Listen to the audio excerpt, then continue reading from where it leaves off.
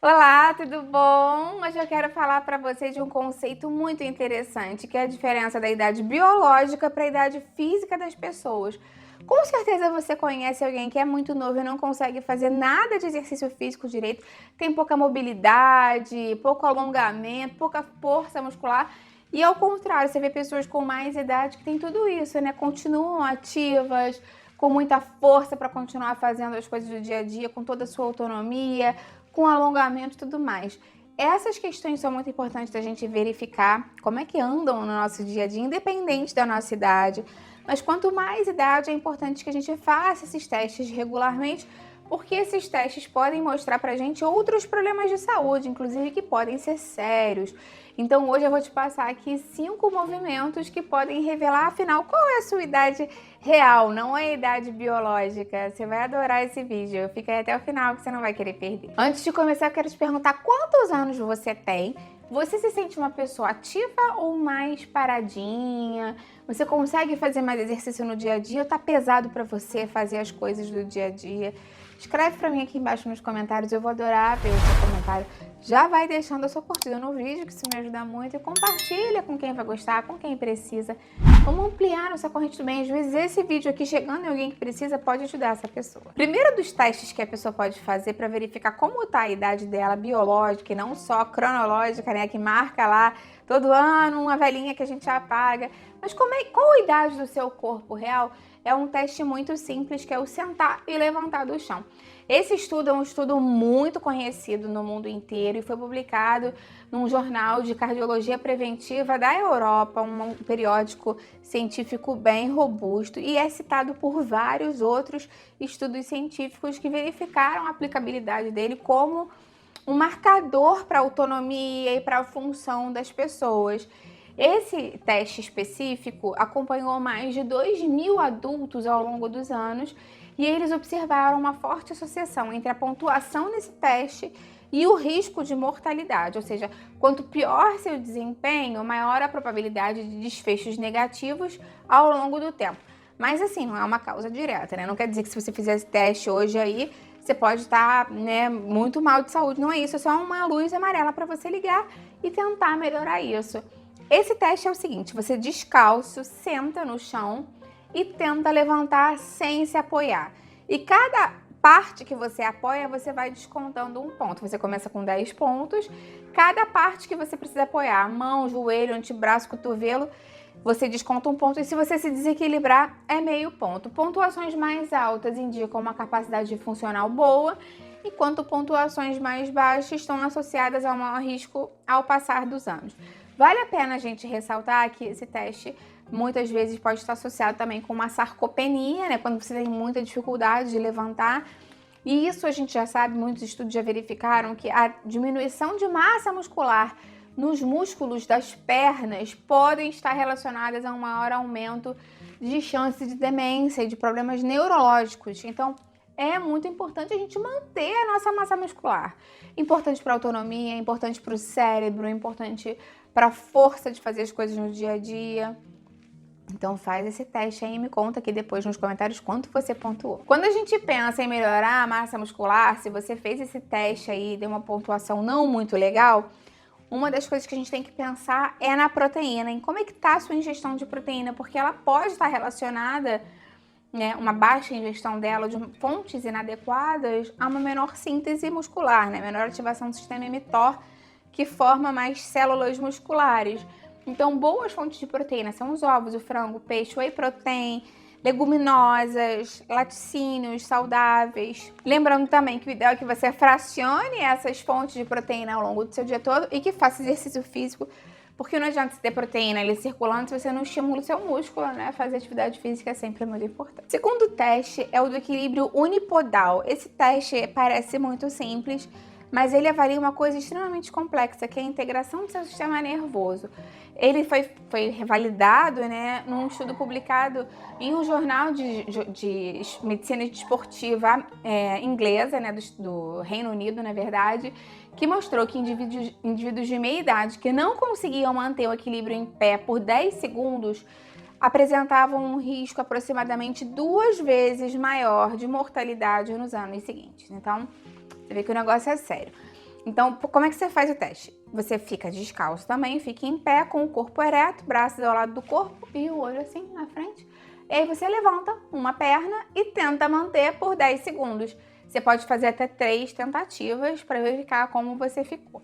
Se você não consegue sustentar o equilíbrio por 10 segundos, isso pode indicar uma redução da sua capacidade funcional do sistema neuromuscular. Então, não só a questão muscular das pernas, da força da perna, mas também a questão da transmissão do impulso nervoso do cérebro, dessa comunicação entre o sistema neurovestibular, relacionado com o ouvido, com o labirinto, a visão e a percepção. Então, quando a gente pensa nessa parte nervosa, a gente sempre pensa nas vitaminas do complexo B. A B12 é fundamental para a formação da bainha de mielina, a proteção dos nervos. Também é importante a gente lembrar do magnésio, né, que está relacionado com a transmissão neuromuscular. E o ômega 3, quando a gente pensa em bainha de mielina, a gente pensa em gordura. E quando a gente pensa em gordura, a gente pensa em gordura boa no ômega 3. Então, pensando na B12, carnes, ovos e o próprio fígado, magnésio, sementes, semente de abóbora maravilhosa, vegetais verdes escuros e oleaginosas, e o ômega 3. As fontes principais são os peixes gordos de águas profundas, mas a shea e a linhaça também são boas fontes dos precursores dele. Tem outro teste muito interessante, que é o de mobilidade de ombros, faz parte de protocolos funcionais e avalia a mobilidade da articulação do ombro. Então, para você fazer uma mão por cima do ombro e outra por baixo, você tenta encostar aqui os dedinhos no meio das costas. Se você consegue encostar ou pelo menos aproximar bem os dedos, isso indica uma boa mobilidade. Distâncias maiores podem sugerir uma redução da flexibilidade e uma possível rigidez dos tecidos. E essa rigidez pode ser influenciada pelo envelhecimento, sedentarismo e por inflamação. Então, muitas pessoas que têm problemas inflamatórios, artrose, artrite, problemas inflamatórios de uma maneira mais ampla, podem sentir mais dificuldade em realizar esse teste. Quando a gente pensa em inflamação, normalmente a gente pensa em glicação, né, que é o excesso de glicose que se liga às proteínas, incluindo o colágeno, que torna esses tecidos mais rígidos.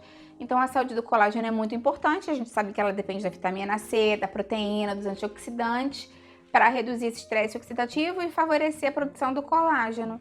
Então, o ideal mesmo é que a gente tente consumir o próprio colágeno. Lembra que a gelatina neutra, incolor, sem sabor, sem açúcar, é uma ótima fonte de colágeno acessível. Os alimentos ricos em vitamina C, os cítricos, o pimentão vermelho, enfim, a acerola. E a própria questão dos antioxidantes, né? Cúrcuma, frutas vermelhas, o chá verde são boas fontes para o dia a dia. Falando em inflamação, quero aproveitar para te lembrar do meu desafio de 10 dias para controlar a inflamação. Cada dia você tem um mini desafio, todo mundo tá adorando. Eu vou deixar o link para ele aqui embaixo, mas também para o meu desafio de ajudar a controlar o açúcar do sangue e a emagrecer. Eu tenho certeza que você vai adorar. Tem um outro teste, que esse é muito conhecido também, que é o de você sentar e alcançar os pés. Ele é clássico, né, e muito utilizado. Então, como é que você faz? Você senta também no chão, com as pernas bem esticadinhas e tenta alcançar os seus pés sem dobrar o joelho. É muito difícil as pessoas conseguirem, até pessoas jovens às vezes não conseguem.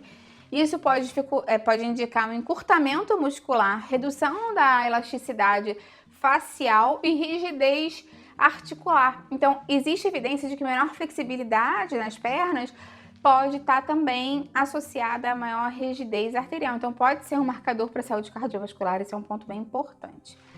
Então, quando a gente pensa na fáscia muscular, a gente pensa no estado de hidratação para manter essa elasticidade dela.